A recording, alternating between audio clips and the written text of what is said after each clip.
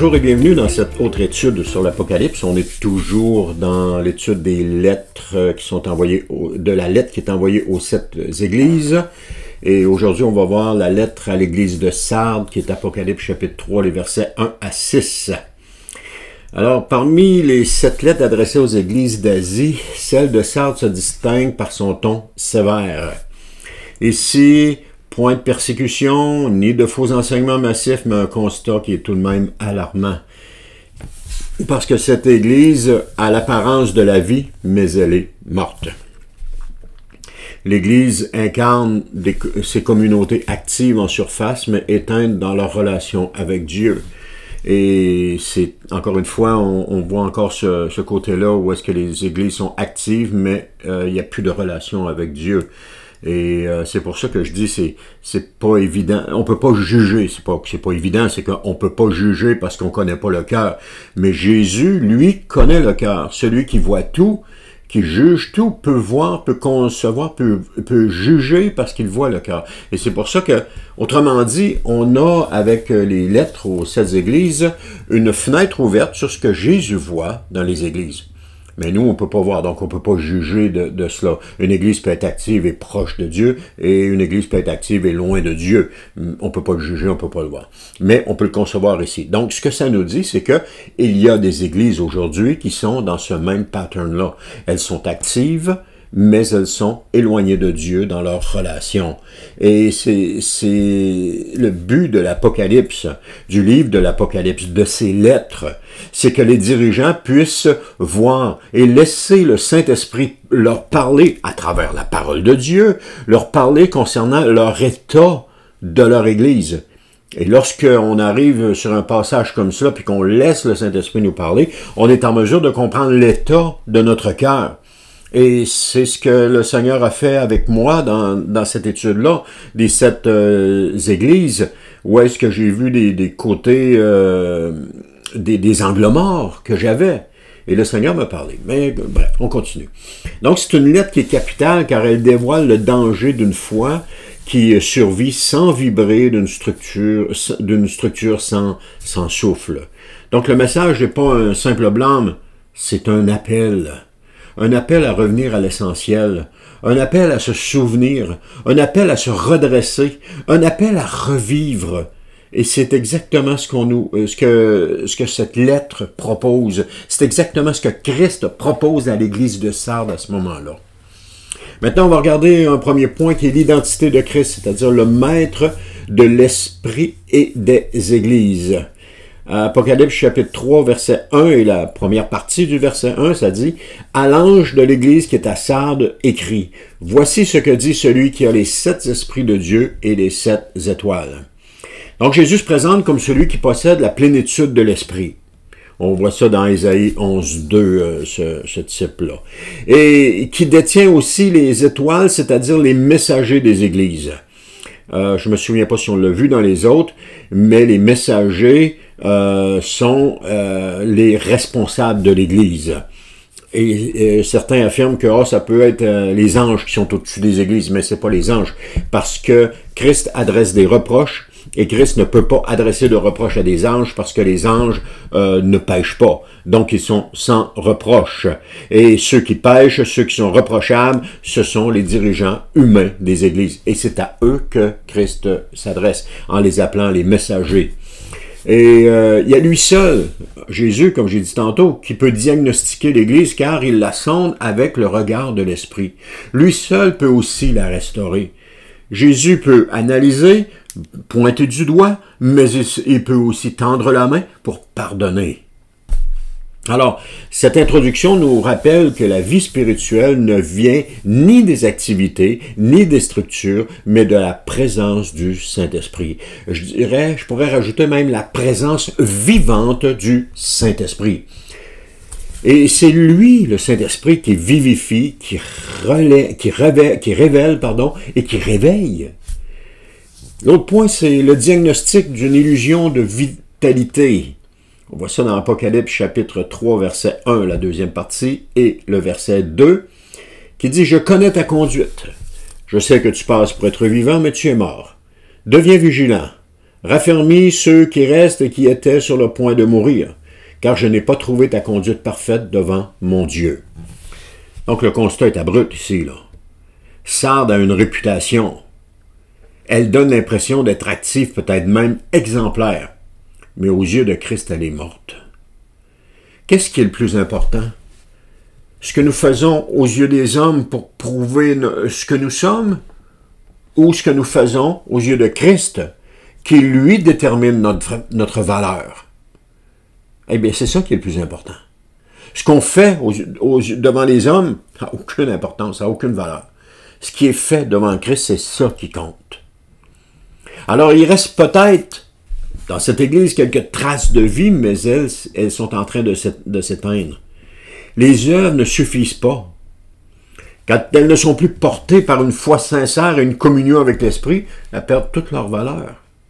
Alors, il faut affermir ce qui subsiste, ranimer ce qui peut l'être, parce que là où l'on croit aller bien, l'Esprit peut venir frapper, pas pour nous condamner, mais plutôt pour nous réveiller et nous montrer, regarde, tu dors. Parce que quand on dort, c'est ça qui est intéressant, quand on dort, on ne sait pas qu'on dort. Je m'endors le soir, je ne sais pas quand je me suis endormi, je sais juste que je me suis endormi. Et puis quand je dors la nuit, je ne sais pas que je dors la nuit. On n'a plus de conscience. Notre corps est là, il vit, mais la conscience n'est plus là. Donc on ne sait pas qu'on dort. Bon, on sait qu'on va se coucher, on sait qu'on va dormir, mais dans le présent, on ne sait pas qu'on dort. Alors, là où on croit bien aller, comme j'ai dit tantôt, l'Esprit peut venir frapper. Pas pour nous condamner, mais plutôt pour nous réveiller. Un autre point, c'est l'appel à la vigilance et à la mémoire. Il dit au verset 3, Apocalypse chapitre 3, verset 3, « Rappelle-toi donc comment tu as reçu et entendu la parole. Obéis et change. Car si tu n'es pas vigilant, je viendrai comme un voleur et tu n'auras aucun moyen de savoir à quelle heure je viendrai te surprendre. » Je reprends mon exemple de dormir. Lorsque tu dors, tu n'as pas conscience. Alors, il peut venir un voleur à n'importe quelle période dans la nuit où est-ce que tu dors, puis tu n'en auras jamais conscience. Pourquoi? Parce que tu dors. Alors, c'est pour ça que Jésus il dit, sois vigilant, parce que je viendrai comme un voleur, puis tu n'auras aucun moyen de savoir à quelle heure je vais venir. Non, parce que tu dors. Tu n'as aucun moyen de savoir à quelle heure il vient. Donc, le remède n'est pas une stratégie nouvelle, mais un retour aux fondations. Se souvenir, garder, se repentir, c'est 3 mouvements essentiels. Parce que le Seigneur appelle son Église à réintégrer la parole vivante et à retrouver le zèle des débuts. Il y a une urgence. Si cette Église ne se réveille pas, sa chute sera soudaine. Et elle n'en aura même pas conscience. L'avertissement est clair. Christ n'habite pas dans les lieux où l'on s'endort. Et je disais tantôt, si elle ne se réveille pas, sa chute va être soudaine. Il y a des gens qui sont morts dans leur sommeil et qui n'ont même pas eu connaissance qu'ils sont morts. Ils se sont endormis le soir, le cœur a arrêté de battre dans la nuit, puis ils n'en ont même pas eu connaissance. Alors, donc, on voit un reste fidèle, verset 4. Cependant, tu as à Sardes quelques personnes qui n'ont pas sali leurs vêtements. Encore une fois, ici, on a des gens qui sont restés fidèles dans leur Église. Elles marcheront, et là, Christ leur fait une promesse. À ceux qui restent fidèles dans leur Église, Christ leur fait une promesse. Il dit, elles marcheront avec moi en vêtements blancs, car elles en sont dignes. Amen. Elles marcheront avec moi en vêtements blancs car elles en sont dignes. Pourquoi? Parce qu'elles ont persévéré avec Christ. Elles sont restées dans l'Église. J'en ai parlé dans la vidéo précédente, j'en reparlerai pas encore. Mais même dans une Église affaiblie, Dieu discerne les cœurs fidèles. Ceux qui marchent avec lui sans compromis. Ceux-là vont recevoir des vêtements blancs, un signe de pureté, de communion, et le chemin de la fidélité, parfois solitaire. Mais il est vu et reconnu par Christ, et qui plus est, il est promis à la récompense. Alors il suffit parfois de quelques cœurs résolus pour que la flamme reprenne dans une église. Mais si tout le monde la quitte, cette église, j'ai entendu parler un nombre de personnes ont quitté l'Église au point où est-ce qu'ils ont fermé l'Église. Par contre, j'en connais une où est-ce que les gens ont quitté l'Église, mais il y a un petit groupe qui est resté fidèle dans cette Église-là. Je connais le pasteur personnellement qui disait, à toutes les années, je demande au Seigneur, est-ce que je reste ou je m'en vais? Puis le Seigneur disait toujours, tu restes. Il est encore là aujourd'hui, ça fait des années qu'il est là. Et il a resté qu'un petit groupe. Et là, l'Église est en train de revivre, est en train de recommencer à vivre. Dieu a fait une œuvre incroyable dans cette Église-là. Donc, un autre point, c'est la promesse au vainqueur. Les versets 5 et 6, il dit, « Le vainqueur portera ainsi des vêtements blancs. Je n'effacerai pas son nom du livre de vie. Je le reconnaîtrai comme mien en présence de mon Père et de ses anges. Que celui qui a des oreilles écoute ce que l'Esprit dit aux Églises. » Alors, ceux qui persévèrent auront leur nom confirmé dans le livre de vie. Ils seront reconnus par Christ devant le Père. La fidélité cachée sur terre sera proclamée dans le ciel. Il n'y a pas de processus plus grand que celle d'entendre notre nom prononcé par le Seigneur lui-même. Donc, en conclusion, on voit de l'illusion à la vérité. Donc, l'Église de Sardes nous invite à nous poser une question sobre. Paraissons-nous vivants aux yeux des autres ou le sommes-nous vraiment aux yeux de Jésus? Et ça, faut poser la question, faut se poser la question, faut se le demander. Parce que le Seigneur appelle son Église non à faire plus, mais à revenir à lui.